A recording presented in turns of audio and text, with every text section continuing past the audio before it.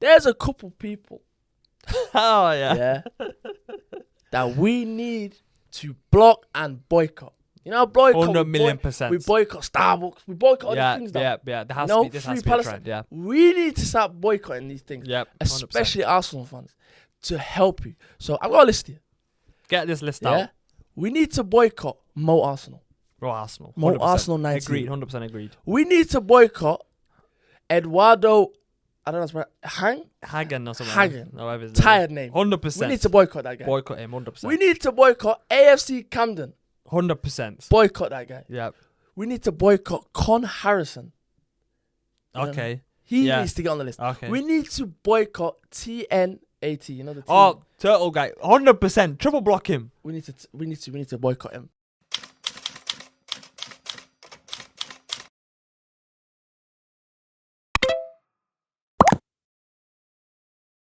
Hello and welcome back to the Playbook, where today I'm joined by my brother Dawood.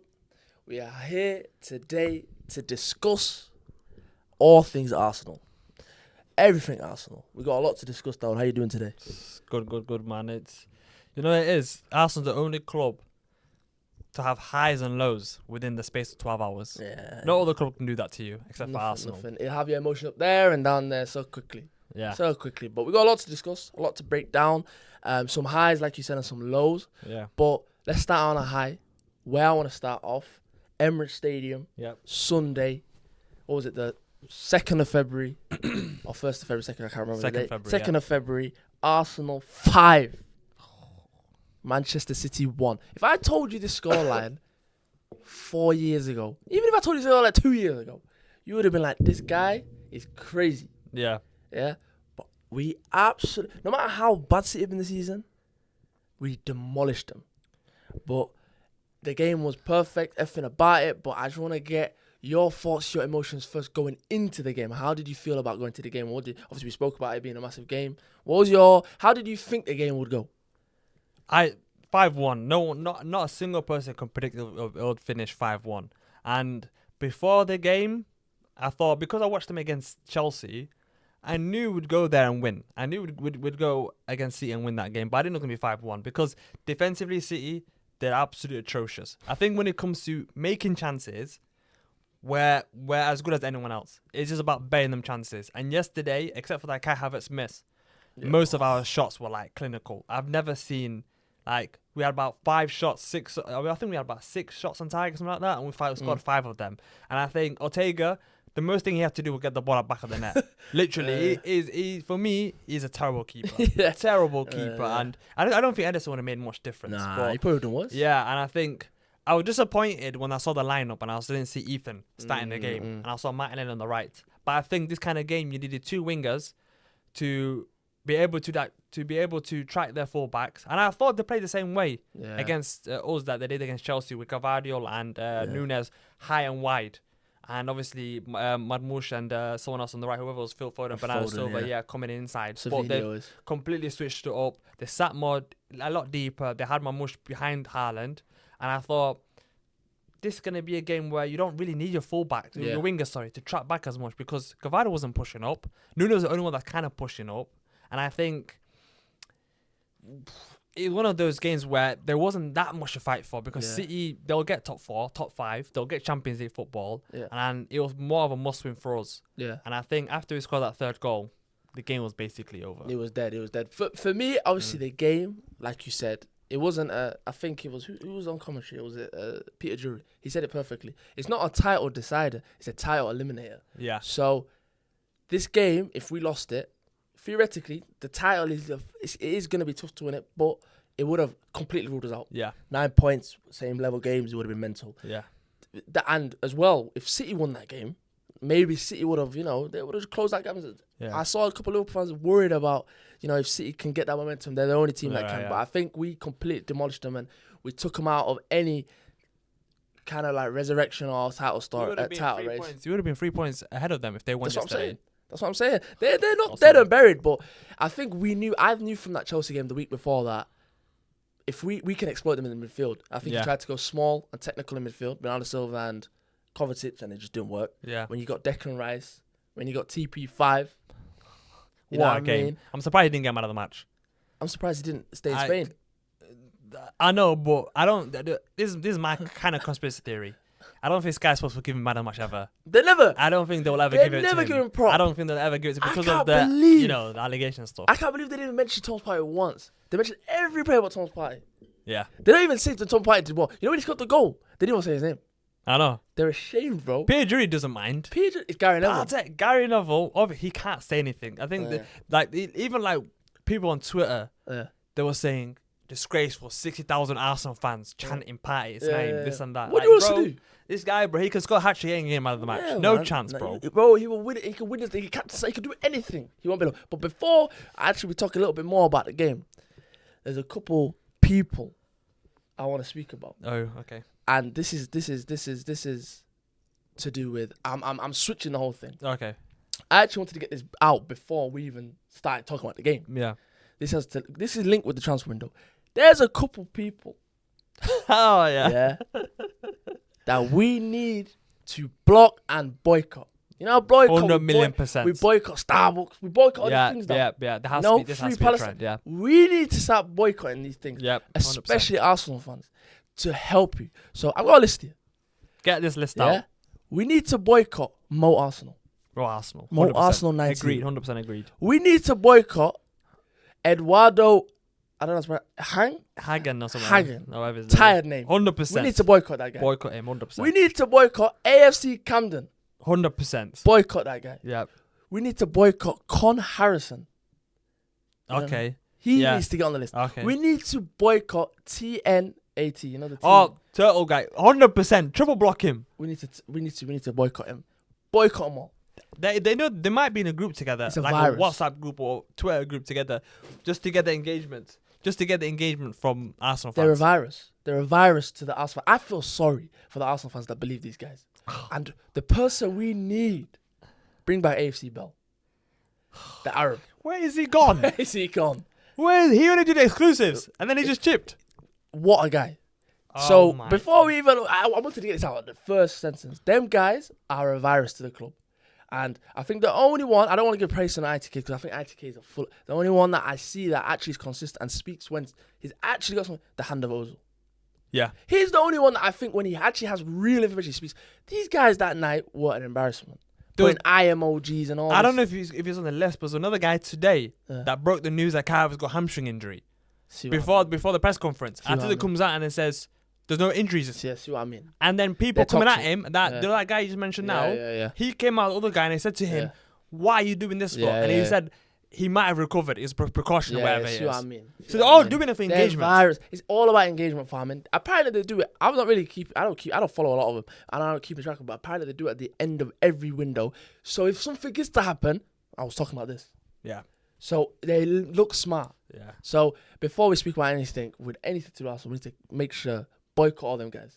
I don't want to see these guys in summer. My heart was like going rapid when I saw like I can't a lot believe were. people, and I was just literally refreshing on Twitter waiting for like Something. David Ornstein breaking news, whatever. David Ornstein laughs at these they guys. love playing us, bro. He laughs at these guys because they're an embarrassment to the club. Because I just think it's all about engagement farming now. Yeah. You know what I mean? People that have key information, they should, come at the right time. And it doesn't make sense. I think to restore that feeling of transfer news, like I'll just give you an example, like the NFL. Yeah. When your boy Luka Doncic joins the LA Lakers, Yeah. there was no like Fabrizio Romano reporting it 2 days Never. before. No, Random. it just came out. I woke up in the morning. I think I might need to like block a lot of people, and then when I just see that breaking news on Sky Sports, I get it from Sky Sports. You need to just get off Twitter. If you get off Twitter, you won't get no. I might need like to. I know who Arsenal linked with in summer. Yeah. So I know who we're looking at. Like, why do I know Mendes comes to my club in January? I know. Why do I now? There's no sense of wow. You don't get that Mesut Ozil. No. Transfer deadline day. There's no buzz. Is he coming? Is he not coming? Fabrizio killed it all. Yeah. Don't get twisted. He's good at his job, but even the ITKs are worse because they give you. Oh, we heard from. We just actually had to get out of there. Them guys there, they're an embarrassment to the club, an embarrassment to themselves. They should be ashamed. All of them. Yeah. So, Plus, we don't get that many transfers. We don't get that many big transfers. So I want it to be a situation where it's out of nowhere. But I think that's why they're big, because they know Arsenal don't have any transfers. I think we're the only club to have 6 ITKs. The rest of the clubs have maybe one or two. Yeah, I don't. Why see do we many. have so many? Yeah, I don't see many. Why have we got so many? It's ridiculous. Especially on Twitter, I don't see many. I can see a bit of United ones. Yeah, a couple. A couple, but United and Arsenal. I don't see no Chelsea ones. I don't see City ones. Nah. Like the Arsenal ITKs are just They're a mad. virus. Absolute Mad. virus. They're a virus. Absolutely mad. Bring back AFC Bell, man. Yeah. Bring back AFC Bell. But yeah, so obviously I needed to get that out there. Obviously now to flip it back to the game. Yeah. Obviously, Odegaard, first goal, fantastic. It was great. Once that goal went in, I thought we're gonna hammer him. But then we do that thing again where we score first and then we kind of like camp, and then we're like Henri said, it's like we're happy. We're trying not to concede them to win. I need my team to go all out and seek blood and know when there's an opportunity to kill a team. Yeah. So when we got that chance with Havertz, I knew, I like Havertz and I think he's a good player, but I knew when the minute he got that chance, he wasn't scoring. I don't know, there's something about Havertz when he's one-on-one with the keeper. I have more confidence when Havertz has got 3 people marking him than when he is one-on-one with the keeper. Yeah. He's done that a couple of times. The Arsenal-Liverpool game last year, even the FA Cup Arsenal-Liverpool game as well, but just before that, he missed loads of chances. Yeah. So many chances. So us Arsenal fans, I think we know that he's capable of this. That's why I wasn't as shocked when I seen it. Yeah. And he's lucky that we won the game, because I think that might have been it for him. I've been saying it for so long. I've never seen a top flight footballer that just can't hit the ball. He can't. He just can't shoot. How I knew wide was it? Ozil couldn't shoot properly, but he could could lace them all. chip ones. You know them that technique when no one had it, when goalkeepers 1-on-1 and he chips it over him. He could finish like that, like composure when he had that ludicrous goal in Champions League, fake shot getting past the goalkeeper. You know all these things. You don't see Havertz like that in front of goal. No. He's too dangly, and he's like. He just can't. I wasn't surprised. And I think you was right about every time we go 1-0 up. And it's like we just sit off and we invite pressure. And I was so frustrated after we scored that goal and after Kai's miss, with the way we just let City back in the game. And then beginning of the second half, we just let them back in the game. I thought after half time we'd go for it. Yeah, we'll go kill them. But as soon as we concede, it just switches thing. Oh shit, we have There's to a score game again. to win. Yeah. And I'm not saying the Wenger days were better than these days because we used to get bought by every team. But I remember specific games like United at home when we scored 3 goals in like 15 minutes. Yeah. When we were just going for them from minute one. We got Cazorla, Ozil, Ramsey, Sanchez, Walk, just literally pressing them. Yeah. And when a team's weak and they're fragile, you can just go for them. Yeah. And we don't do that this season. No. I can't remember the last time we won by high score like that. And it's like, I think West Ham away we won that. I think was it 4-2? 5-2, I think. 5-2, something like that. Yeah. When we actually went for it. But yeah, I was so frustrated. It's when we get the first goal. It's like, I think, especially at home, I think away there's less of a thing of if you go for it. Yeah, at home, yeah. At home, it's just like, even when Liverpool gave it, I remember when October 27th, we played them. I think we scored early with Saka. Obviously, they scored straight away with Van Dijk corner. We scored with Moreno. After that, second half, and we just didn't fancy it. Yeah. We thought we can defend until the end. But I only believe you can do that when you have good enough attacking players that can score in the one moment you get a game. Yeah. We don't have that now. So we have to just go crazy and score 3 early, end the game, and then I can rely on my defence. You can't rely on your defence when you're 1-0. That's why I'm kind of happy that we're 2-0 down against Newcastle tomorrow because there's literally you can't play two of the midfielders. You can't. We're just gonna have to just go for it. Oh yeah. And it's if people expect us to go out anyway. Yeah. So it's like and if we just go for it, no pressure. A bit of pride. Yeah, just a bit of pride. And Newcastle look a bit weak, but that's about tomorrow's game. But going back to the City game, I think City now, in a situation where they're just in a limbo. And when it comes to like defensively, and like someone mentioned it, I think it was Henri mentioned it yesterday. He said they got rid of Alvarez, they got rid of Mahrez, and they got rid of Cole Palmer. Yeah. And those 3 players that they got rid of, they brought in like Doku, they brought in Nunez, they brought in like a lot of bums. Yeah. Where Pep Guardiola was always amazing on transfers. Yeah. 1 in, 1 out. Like now he's getting these transfers wrong. Yeah. And people, and like you get people like what's his name, man? The guy in the midfield that just left. What, for City? Yeah. He used to play for Leeds United. Oh, Calvin Phillips. Like there's literally just like so many top like they're not like cheap signings. Yeah. They're like 35-40 million pounds where it's like it don't work out and you never see him ever again. Yeah. That's what I've always said. Pep is the luckiest manager when it comes to the clubs where he's played for, where he can get Grealish not working out anymore. £100 million signing out the window. Yeah. No other club can do that. He's brought in how many wingers now? And it's like you brought in Grealish, didn't work out. Then you brought in Doku to replace Grealish, he didn't work out. Now you're replacing Doku with Marmoush. Yeah. Because Doku didn't work out. So this is your third winger, left winger, to replace your first choice winger. It's like, it's mad. They spent 200 million euros this January. They bought Nico Gonzalez just in deadline day. I don't think they would have got him if we didn't beat them 5-1. That randomly, was like, yeah. But that's what I read about City. We lose, we're dying in midfield, buy a player. Yeah. And Nico Gonzalez ain't no bum. Like, he will come in and he will probably start. Obviously, when Rodri comes, he'll be back to the bench. But to have that player just come in, I think Liverpool, and I think that cements them to get fourth place, because I think now they've actually got a young, like, technical, good midfielder in there that'll actually control games for him. Yeah. Yeah, because he's actually a good player. I think he come from Barcelona originally, and obviously played at Porto now a couple of years, but he will actually come in and help him a lot. So for them just to buy a player like I said, Marmoush, and just players just coming in, I just think they're all right, man. They'll be all right. I don't think. What's happened to just like a player that I remember now? What's happened to Rico Lewis? I never. He's holding bench like mad now. Yeah, I never. People are talking about he's like the next big thing. Yeah, next Philip Lahm. Yeah. Nah, I never. Right back, and it's like when Kyle Walker's gone now, they're relying on the midfield to play right back. Yeah, that's fair point, because I never even realised that Kyle Walker went out the door. Why is he not starting now? People are saying he's not good defensively. As when City are struggling defensively, you can't play Rico Lewis. He struggles defensively, and I think when they have Diaz, Stones, Akanji, then block Gavardio proper on it, then you can play Rico Lewis. Yeah. But no City fan can ever mention Rico Lewis as like the next Philip Lahm, whatever. Yeah. This guy, like, if he wasn't playing for City, he wouldn't be playing for a top flight team, bro. Especially at right back. Yeah, I never rated him. I never thought he was the guy. I thought he's overrated. I think when a player comes into a team that's already good, it's very easy for them to look good, because you're surrounded by amazing players. He came into a City team that was unbelievable. Yeah, you know, someone were trying to say at the start. It's happening obviously with Ethan Nwaneri. Ethan Nwaneri came into a very good Arsenal team, and the people thought, you know what, he's a 15-year-old. Oh, he's not that great. And now you see the fruition. You saw that goal. You know, sometimes you can close your eyes and you can think, that's Saka. That goal that he scored. Forget about that goal. The goal he scored midweek against Girona. Same.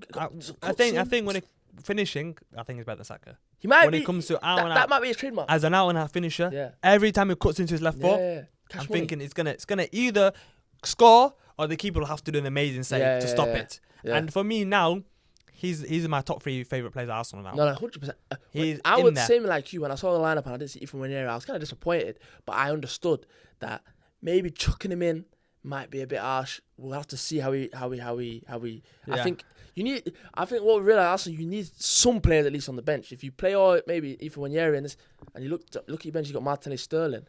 At least if the game was a 2-1 or a 2-2, you can bring Ethan Nwaneri and you know he's gonna make a difference. So I wasn't devastated with him being on the bench, but at the same time, he's the only bit of excitement that Arsenal have in attack now that I look at. And this run that we have now, obviously from now to the end of the season, he is gonna be pivotal in that. Yeah. He is gonna be the Saka replacement. Yeah, you know, Martinelli, don't get twisted, he's done an alright job covering in as right winger. He's not been terrible. Yeah, he's done okay. He's picked up a couple of GA, but he's not natural there. When he's there, he always wants to look to go that way, cut in, rather than go on the outside, which is like. Finally, Saka's got someone now that can play. Where Saka can rest him into smaller games. Where Saka doesn't have to play 90 minutes. Yeah. He can get rested in some of the easy games. And we've been crying out for right winger. Right, and I think now they probably realise they don't need to sign Kudus. No. They don't need to sign a right winger. It's a good thing we didn't get Pedro Neto. Because I was shouting Pedro Neto in the summer. Yeah. I remember a lot as well. Yeah, and I think watching for Chelsea, like for me, like I'd rather have Ethan than Pedro. And spending 60 million on a player, and you got to play it for free. And Arteta's the luckiest guy ever, man. Yeah. Luckiest guy ever. The guy inherited Saka. Now he's inheriting Ethan. And inherited Lewis-Skelly. Yeah, and Lewis-Skelly as well. And it's like we've got another player called Max Dowman.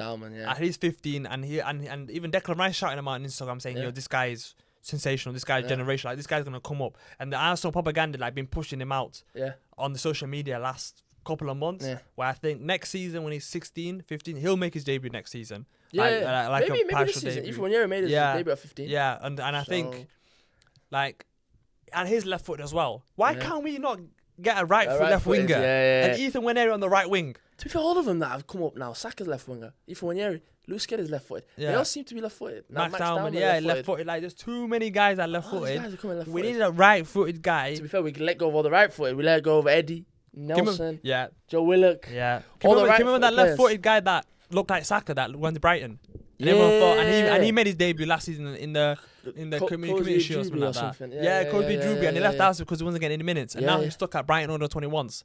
I think he went out on loan again from Brighton to like a League 2 team. Is it? I don't know if he. I don't know. Because I remember he made his debut in pre-season for them, Yeah. and he did really well. And I thought, okay, this guy's wicked. Yeah. But I think people like him, people like that Haven or whatever his name was, centre back, even like the Opie Martins, whatever his name was, that striker. They're too eager. Too eager. Look at the players that we've got in our youth team, Yeah. and look at the chances they're getting. They're gonna get a chance. They're going to like. I think the reason why he went to United, he's got the number 26 shirt. Yeah. He's gonna now that Leach is out for the He'll play. calendar year. He's 100% gonna He'll play have now. to play. Yeah, and I don't think he's gonna start ahead of our defenders. So No, I no. understand why he left. Yeah. But that Chuba Martins, he knows we're struggling for strikers. Paycheck. He knows we're struggling for strikers. Yeah. Bro, you're 16. Yeah. Next season, you're going to get an opportunity because the next season, we're probably going to get one striker because we can't get rid of Gabriel Jesus because he's on a long-term contract and we can't sell him next season. So he could have been another guy where played up front and we could have had like a front three of Ethan, him, we could have played Saka, we could have played Lewis. Like we could have had like 4 youth players from Hale End starting in the same team. Yeah. And that could have been like... That's what I'm saying. But yeah, the paycheck, I think a lot of them go to United. That, like you said with Cheeto, he knows that Arsenal literally had no one up front. Yeah. You knew that in summer. You knew we was going to go with Havertz as our main number 9 in summer when we didn't bring any striker in summer. So he should have thought to himself, you know what? They've just invested in Xerxes, Hoyland, and they want another striker now. Why the hell did I go there? Because I ain't going to get a chance there. At least with Heaven, you know in his mind, these lot ain't great centre-backs. You know, I could probably push some of the centre-backs out. Yeah, I understand that makes sense. Yeah. With Arsenal, you look at it, you think, you've got 2 of probably the best centre-backs in the league. Then you've got Tomiyasu coming back, Calafiori, Ben White, Timber. Yeah. You know? Yeah, I understand that. It makes sense in his mind. He's thinking, I ain't getting a look I in. understand that, yeah. So I don't blame it at all. It's more Cheeto I look at that. I think, listen, and talking about Arsenal youngsters, Lewis-Skelly, it impressed me more than I expected. Obviously, I knew he was a good talent. Obviously, we heard a lot about him, a lot of talk about him. I seen him in a lot of the the FA youth games, the ones that he won against Man City. I think he scored. Yeah, scored the last. So his name was always touted about, but I always thought it was a bit like Saka and Smith Rowe in terms of, you know how Saka always got the plaudits. Yeah. Saka's kind of Ethan Wanyeri in terms of he always gets the plaudits. He's always the one talked about. Smith Rowe's the one in the back where he's a great player and you love him, but he's the one that I think has more potential. So I think with Skelly, his potential, like he's doing this at left back. You have to remember, this guy wants to play midfield. You know, and I could see him play midfield. If you can go back to that City game, the goal that he scored, where he got the ball on the half turn, faked a couple, and then shot right foot. Okay, the keeper should have done better, but that confidence to be 18 and doing that in that number 8 position, really, that's the number 8 position. Yeah. Listen, the sky's the limit for him then. If he's doing this against Man City, and on top of that, the scrutiny he got for the celebration, you know, a lot of the media I'm seeing now trying to write him off. I saw Jamie Carragher doing a piece yesterday, Monday Night Football, I saw that, saying it was a bit like too much. I didn't like it. You know, a lot of the people on TalkSport were saying it was like he's young, let him focus. This gonna bite you back. And I think you guys have to understand this in the moment. Haaland said, "Who the hell are you?" The guy just answered him. Yeah, this is me. I'm him. 100%. So I don't know what you think about the celebration. Do you think it was a bit? Oh no, I loved it. Loved it. When I saw that, I thought, he's got something about it. Yeah, you know what it is? It's like there's certain teenagers that when you got 60, 70,000 people, you know, the biggest games they can fold because they're 17, 18, 19, the youngsters. You see them fold, but he loves it. He loves the pressure. He loves the pressure. He loves the big certain moments. Players, the big moments. Like people he's not gonna be. I don't think Jude Bellingham is. He's got that personality. I want to be the best. For him, I haven't seen him much yet to see that to think that he's going to be the next Jude Bellingham. But when it comes to personality-wise, confidence-wise, is over the top, and I love it. And I think he's like, I saw that clip when Declan Rice was going at him. Get back, get back, get your head in the game. And he's still a kid at 18, 19, That's 18 crazy, years of age. But like you said with him and Ethan, I think Ethan's the type of guy, he already knows his own quality. He doesn't need to show it to anyone. And like when he scores them bangers, he doesn't run around sliding like going mad. He just says, "This is me." Normal, and that kind of thing. You think he does it so much in training. Yeah. And he knows his own quality. Lewis-Skelly, because he doesn't score much, he'll do it over the top because he's not a goal scorer. So you get the two types, and I think Ethan's more, I love this club. He's passionate, stuff like that. You'll never see that. I mean, from Lewis-Skelly, you'll never see that from Ethan. Ethan will never run around, screaming and jumping, celebrating like that. And I think we've got two different type of players like that. One of them is calm, composed. One of them that's kind of over the top and beefing the Tottenham players when they're trying to push them off the pitch. And even like if you see a clip, when they were crossing to the back post and him and Haaland were like getting together and he moves Haaland and the ball goes out. If you watch that clip, as soon as the ball goes out, he looks back at Haaland and tries to give eye contact to him. And it's like, you know who I am now. He's a sicko, and I think him and you need players like that where like they love the badge. Man. Personality is what people die for. And then when footballers show personality, they hate on it. When football don't show personality and move like robots, they say we need more characters like this. I think the people. I think what they're trying to do is trying to not assassinate him, his character, but I think what they're trying to do is they're trying to say be humble, like relax. You're still young. You're at Arsenal. Like you're at a big club, so know your player position. But I think we need more personalities like this in football, and that were early on in the. Skelly used to scare me. Lewis-Skelly used to scare me early on when I was watching the first couple of games, because what he used to do is when he used to take the ball to midfield and he used to use his body. And the first couple of games, because I've not watched a lot of him, I said, what's this guy doing? Wow. This guy's crazy. But when I see him do that now, no one can touch him. He might be the strongest 18-year-old in the world. Yeah, bro, unbelievable. I was dying when I was on Twitter the day after yesterday, and we obviously get hate from rival fans. Yeah, of course, normal. But getting hate from Stevenage fans, bro, I was checking Twitter. There were fans that supported Stevenage, West Ham, Championship fans that were coming at us saying to us, "Be humble, be humble." Yes, You did Arsenal, bro. Wallahi, I was dying. We were hated by the whole country because we put "Be humble" signs, and and you see the Arsenal fan that had "Be humble" on the back on AFTV. It's like, who are these fans? Derby fans, Stevenage, West Ham. It's like clubs that like. It's like Avengers. They assemble. Yeah, they're all assembled. Yeah. To get out. Why we got hate in Stevenage?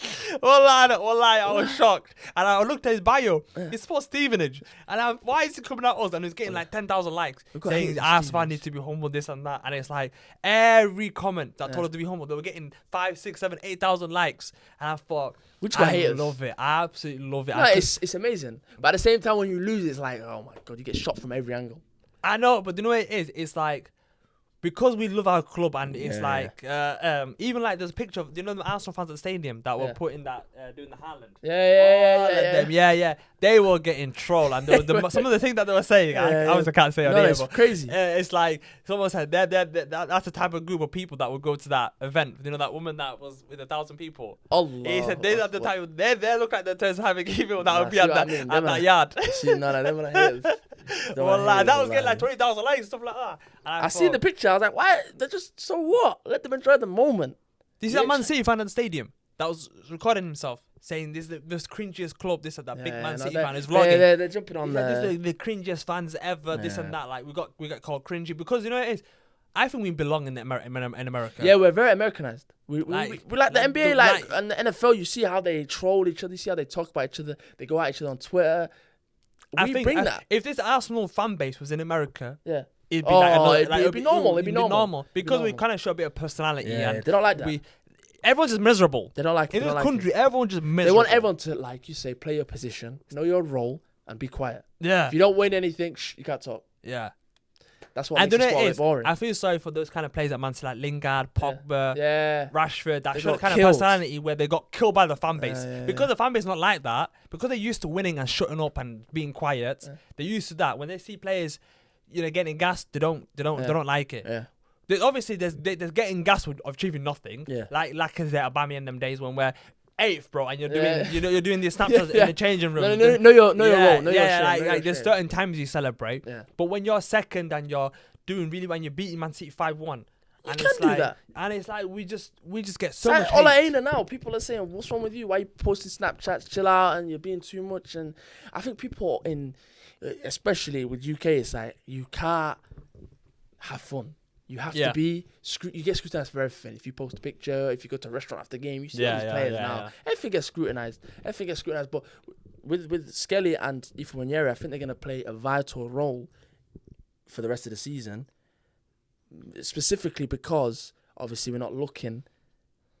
We've not brought anyone in the transfer window. So let's speak a bit about the transfer window. So speaking about the transfer window, obviously Arsenal didn't bring no players in. Yeah. Didn't sign anyone.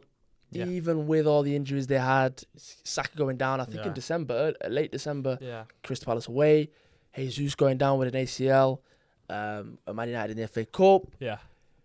That's two, one obviously of our best attackers, and then obviously a player that was actually probably in the best form he's had in a couple of years. Two players that went down, so that meant surely Arsenal had to bring someone in. Even if it was just a body. I know Arteta doesn't like to do bodies for the sake of bodies, but even then I thought, we've not ever been in a situation where we've got no one. Come on, you have to bring a lone player or... It's beyond a joke now in terms of the situation. I don't know what you think in terms of the whole transfer strategy. I don't know if you blame the manager, the board, the fans, the ITK. I don't know where you lie the blame at. You know what it is? When on the transfer deadline day, and when we found out we were not going to get anyone, I was pissed. I was angry. I was pissed. But I look back and I watched the video this morning on David Ornstein. He said, Arsenal were offered Ollie Watkins from Aston Villa. Yeah. He didn't say Arsenal approached. He said after that game when we drew 2-2, the two representatives spoke and Arsenal were offered Watkins, and Arsenal made a 40 million pound bid, but they wanted around 60, and they would have accepted 60. And Arteta was the one that was pushing for Watkins. He said, I need him, I want him now. And they looked at the pros and cons, and then they probably said it's not worth it. He's not got great resale value. Yeah. And they probably have promised him now his main striker in the summer. They probably said, we'll go for your main striker. Don't get him now. And I think it's a situation where we've got the players now. I'm not going to complain until it goes wrong. We've got Havertz. We've got Martinelli, Trossard. I think the league's done anyway. The league is done. So it's like, you bring in Watkins for what? To get you second position. I think we're certified to get second. And I think Champions League, even Watkins, I don't think would have won the Champions League. And I think for me, if Arteta says he's going to get his players in the summer, that is guaranteed. You have to go and get your players in the summer. You can't go this transfer window and say, because even, who was it? I think Jamie Carragher said Arsenal are probably top 5 best teams, as overall teams in Europe. They need the players that can get in those top 5 teams in the world. You can't just get... Ollie Watkins doesn't get in top 5 teams in the world. These players that we're after don't get in that top 5 teams in the world. So you want to get players to get to that next level. They didn't get in the summer. They didn't get in January. You can never get your X factors in January. No. They have to get them in the summer. And I think, for me, it's like, if we're in a title challenge and we were 3 points behind them or we were ahead of them, get Watkins in now. But I think the league's done now, and I think Arteta kind of knows it. But we're still going to wait until Liverpool against Bournemouth, I thought today's the day that they might drop points. But if you're beating Bournemouth away, you're beating Brentford away. You deserve it. Games. Everton tomorrow, they'll probably win anyway. So it's like they're going to be 9 points ahead by tomorrow. No, they're not facing Everton tomorrow. They're facing Spurs on Thursday. Everton's the week after. A week after, sorry. Yeah. So it's for me, it's I don't know. What do you think? I don't know. I think it's not even about the league being gone. I think the league, I always see it's not City we're chasing, so anything can happen. Okay. 6 points is nothing. I look at it with points on the board rather than games in hand. I see that there's 6 points ahead of us. We could have took many, many opportunities to be level on points, or even ahead of them if we beat Everton, if we beat Villa, there's always been a chance. Not that the league's always been gone. There's been a chance for it to be in our hands, and I think maybe then we would have took more of a gamble and a risk in the window. But I just think it's not even about the league or the Champions League or the season's finished. I think for the players, they had to bring a body in, because now what you're asking the players to do, if Arsenal win, if Arsenal win all their games, not all their games, but if Arsenal play majority of their games and get to a semi-final or final in the Champions League, there's 22 to 23 games left in the season. I don't see majority of these players lasting 22, 23 games a season. I know now after this Newcastle game tomorrow, they're going to have 10 days off. And I've heard they're going to go to Dubai. We've heard, obviously, the reports. It's been obviously widely reported they'll go to Dubai. They get that 10 days off, but then after that, it's just game. They come back, 15th of Feb, and then they've got Leicester away, and then they've got Our next 3, I think, is Leicester away, West Ham at home, and then Notts Forest away in the Prem. It's all winnable games, but at the same time, once you get into the late stage of the Champions League, you don't know what's going to happen in the Carabao Cup. If we manage to change the deficit and go through that, that's another game, that's a final, a lot of energy to exert. Then you've got Champions League if you want to get into the latter stages. There's so many games to be played that I think it's unfair on the current players that we didn't bring in at least a body, like a loan. Yeah. I understand Arteta. With Arteta, I think a lot of the blame has to go on Arteta because the money was there to spend. Yeah. We know the money was there to spend, the Watkins money. We know there is money there to be spent, and we knew it in the summer. But he wants specific players. And we know if Arteta doesn't get these specific players, he don't want no one. So he wanted Alexander Isak. That's his number one target since 2022.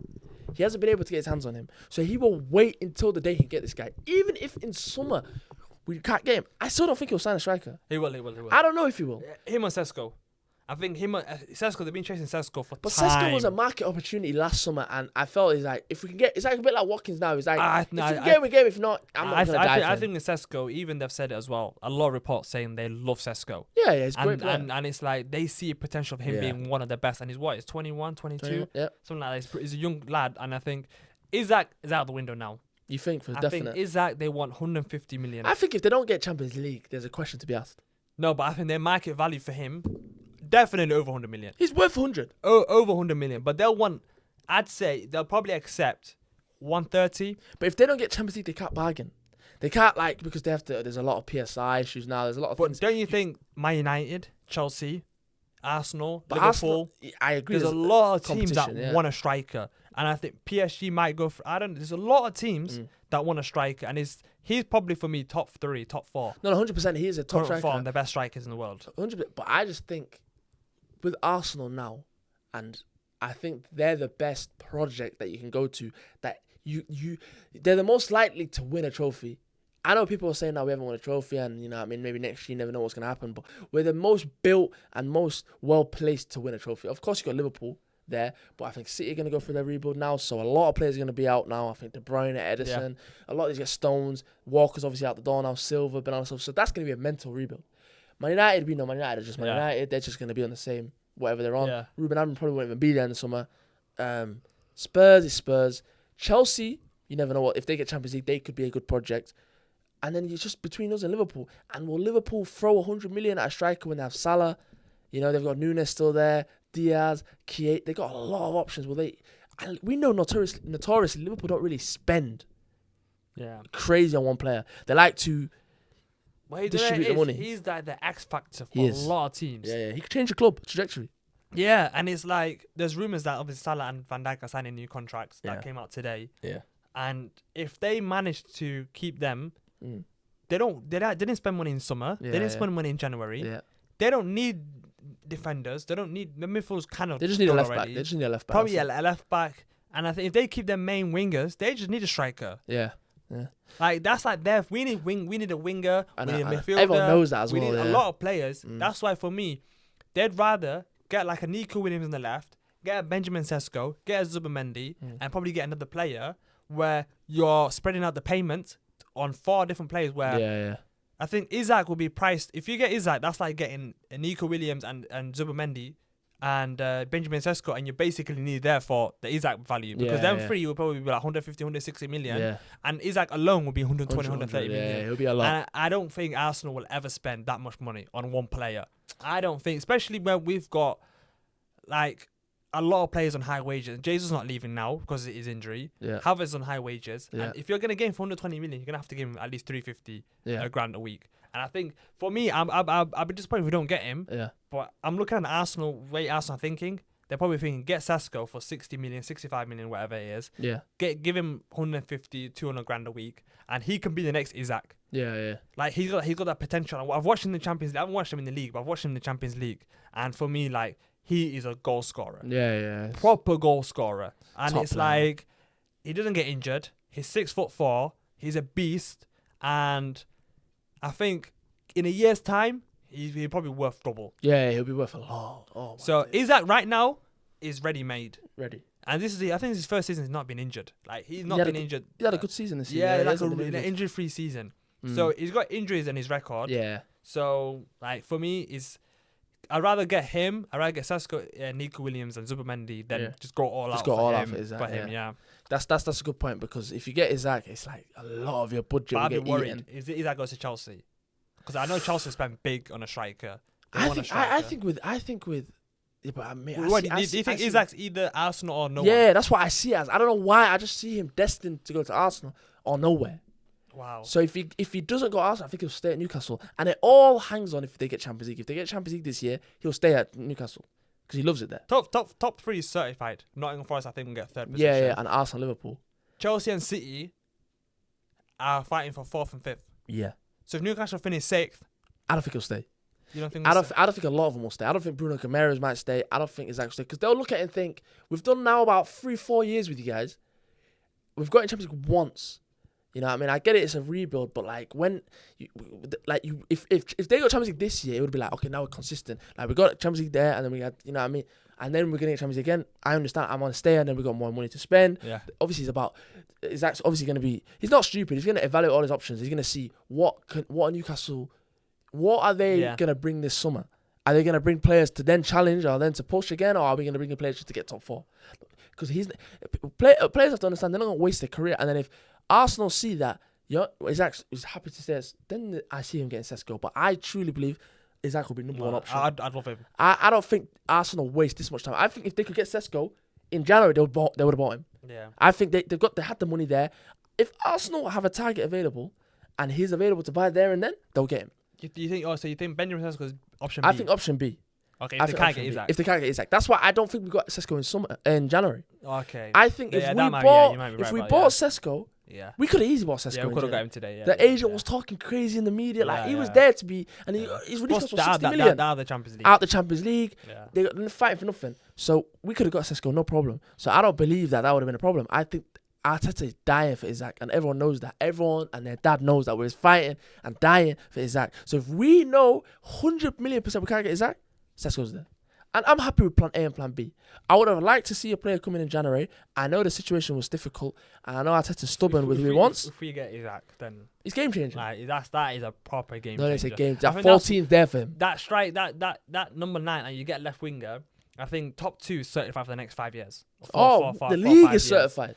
I think it'll be between us and whoever's close to us. Liverpool. Like either Liverpool or City. I think Liverpool will be.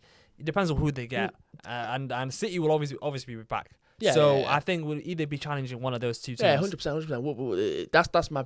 But to finish off, a question to finish off is, if Arsenal can only sign 4 players next summer, who are them? Who positions you can decide your position? But who are the 4 players? Just before I answer that question, just a quick fact. You know, Newcastle have lost 2 home league games in a row. Bournemouth and Fulham.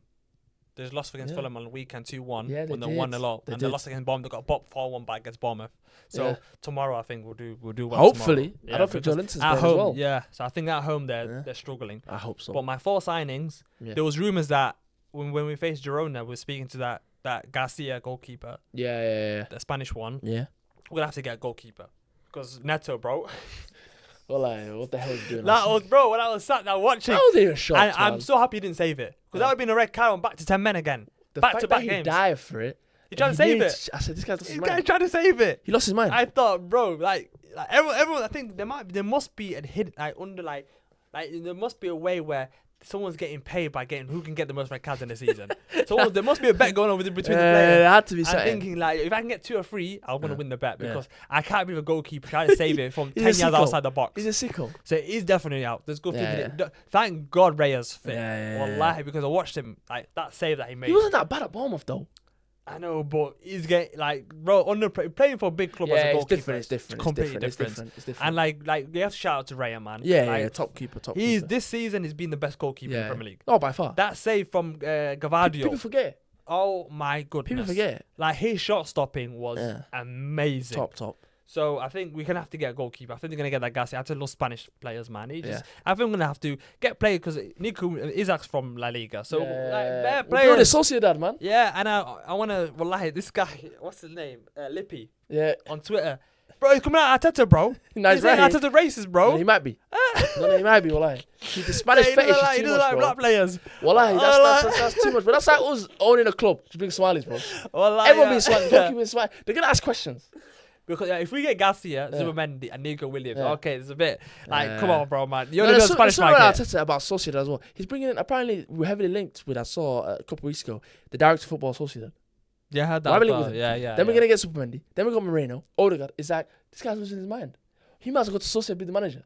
Oh, I missed them days when we were just getting French players. Wallahi. French players. He were broke like, the French link and said, "I want a Spanish link." you know what it is? He might be scared because Guendouzi, Yeah, Pepe, Lacazette, Aubameyang, they all came from the French league. But his best, and French players, bro, they're a bit. You have They're to a bit do washy. background check. They're a bit washy. Yeah. But Arteta's best ever signing come from the French league. Gabriel. Yeah. So Yeah, and I don't know, Saliba as man. well. Yeah. Yeah, and Saliba. so Yeah. you two never his know, best man. His best centre backs, you never know, man. Yeah. It's true, but like you can't have those too many players. No, I hear it. I think. There's something about too French. many There's French something about players. French players Yeah. and people, and they're a bit. Yeah, and a lot of French players, man, they're like, I don't Yeah. know what's with them. Yeah, behind the scenes, they're a bit. Yeah, man. They're I a think bit dodgy. Spanish players are more like They they follow the rules. routine. Like Rodri, never see anything about Rodri. Yeah. I think Arteta wants someone like Zubimendi who shuts up, Tucks his does what he t-shirt in. does. Yeah, he does what he needs to do Yeah. and gets on with Student, it. student. Yeah. I think Yeah. Isaac's been grown up in the Spanish league, Yeah, so he'll know what to do. So it's like, yeah, I think we're trying to build a Spain FC. Spain man. FC, yeah, bro. Yeah, but So I don't mind it. But yeah, Garcia goalkeeper. Yeah. I heard he's decent. I haven't seen much of him, but if you can get him as a backup to Raya, Yeah. another Spanish goalkeeper, that would be decent. Yeah.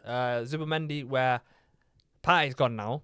I think Mm. Partey, they're trying to drain every single bit of his body. Wallahi, bro, they say you've been injured for 4 years. You ain't getting, he doesn't get subbed off. He plays 90 minutes. Every minute. I've never seen a guy that plays. Rice gets rested. He's saying, yeah. bro, you're gone in this. You're gone in May, bro. We're gonna We're like kill rag you. you. Yeah. It's like one of the situations where you got a car and you know the guy, you rag it until it dies. Wallahi, and it's like we're gonna have to use Partey up. And I think Partey, unfortunately, because of his age, Yes, he's not gonna. I think they've offered him like a year contract, Yeah. year by year, where there's like certain things where he has to stay fit. Yeah. And I don't think he's accepting. I think it was like a 3-year deal. Because I know the type of guy, bro. Yeah. The Africans, bro. Give him a deal and then he's like, yo, but I can feel my thigh going Yeah, a little he's gone. bit. He's Yeah, gone. my thigh's He's gone, going. he's gone. So Zubimendi as him and Rice, that would be sensational. Class. I think if we can get them two in midfield, where it's gonna be control, powerful. Like Zubimendi is tall as well. Yeah, And he can get around the pitch. So them two, and for me, like the X factors, Nico Williams and Isaac, like them two, with Saka, with Odegaard, with Zubimendi, with Rice. I just want to see that lineup. Yeah. Just give me that lineup where I look at us in transitions. I don't blame Trossard, but he just can't get up the pitch. He can't. He's a final. Even though he's been player. playing well, I Yeah, think. he's final third. Martinelli, we're gonna have to cash in for him. I think we're gonna have to cash in for Squad him player, man. He ain't and gonna get a left winger that's a youngster where he could either keep Trossard and have Nico Williams them to rotate on that left wing. Because for me, Martinelli, he loves the club, but he's happy to be there. He's happy to be there. He never talks about I want to get these kind of numbers. He said I'm just happy to be here. Yeah. And I don't want Brother, guys the guy that came from the favelas. Well, Wallahi. and he's I don't know earning why he's millions. not pushing for them like Saudi contracts. No, I think that's the only person that would look to get Martinelli in the summer. A Saudi. Like a Saudi club. I don't see a normal club looking at him and thinking he can improve our club. Unless he's going to like a lower I think we're stuck with team. him, man. Like a West Ham and that. But Yeah. why would he not see his contract out and then pick his options later on? I just think we're stuck with him. Him, Jesus, I think some of these players we're stuck with. That's why I get why Arteta maybe didn't push for a player this, because he's thinking, we've got Jesus on the books, Martinelli on the books. If we bring another player and then I try to get Isaac and Summer and I can't get him, I'm stuck with these idiots. Yeah. What's the point? Yeah. And Watkins is sat there on a 4-year deal thinking, I'm earning this, I ain't chipping. Yeah. We can't sell him. Yeah. So I get the thinking, but at the same time, it's like, so that's complete X factor. Yeah. For me, I'm not yours? even gonna put, as much as you put a goalkeeper in there. Wallahi, I'm not even gonna put a goalkeeper at all. I don't even fancy picking a goalkeeper. If we get a keeper, get a keeper. If not, bring one of these youths to play as a backup. Yeah. For me, I'm bringing straight 4 outfield players. So I'm bringing in. I'm not even looking at defenders. Are not even getting touched. For me, I'm bringing in Zubimendi. Okay. To anchor the team, to help Rice. Yeah. Basically, just fill in as Partey. Yeah. Be another Partey. I'm bringing in. This one's crazy. Rodrigo from Real Madrid. Wow. Yeah, I'm going mental. Slapping Rodrigo. 110, 15, 20, whatever the cost is. I'm slapping 120 Wow. on the table for Rodrigo and saying, listen, that left wing spot's there for you. You Yeah. can't do it at Real Madrid. Mbappe, Vinny, Yeah. come take it, Arsenal. Yeah. That's your spot. Rodrigo. Okay. This is your team. Rodrigo, he takes his club. Nico Williams is good, but at the same time, he's not had a great season. I don't know if he, you know what I mean? There's a lot of questions to be asked about Nico Williams still. He's not the proven yet. Up front, obviously, if you're buying Rodrigo, I don't know if you can buy Isaac. That's mental. So then I'd go for Sesko. Okay. And I think Sesko would cost about 50 million. Isaac would cost about 110, 20. Rodrigo costs about 120. You think so? For me, when I look at Rodrigo, he's like an 80, 90. 80 million pound player. Okay, then that's there because he's not like a because of the way he's looked at by by the other fans and everyone else. It's like Mbappe, Jude Bellingham. Those are the type of guys that are like 120, 130. Yeah. And Vinny obviously 130, 140. So those kind of players where Rodrigo, everyone knows how great he is. Yeah. But 80 million, 90 million, I think you can get him for that much. Yeah. I think. Yeah. That's if that's the price, I'll get him in a heartbeat. I just think he's the X factor. I think between him and Leao on the left wing, I think they're X-factor wingers. I know Nico Williams is that as well, but I think Nico Williams still got a lot to prove. I think he'll come to Arsenal to prove. I think Rodrigo can come to the club and take over. That can be his club. You know what I'm saying? So I think Rodrigo will be it.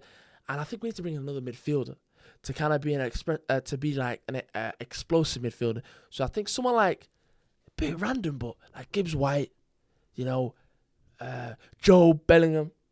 Bellingham's brother. Gibbs White. How much is he going to be? Gibbs White will be like 40, 50. No chance. No, they bought him for that much. You think he's going to be like 100?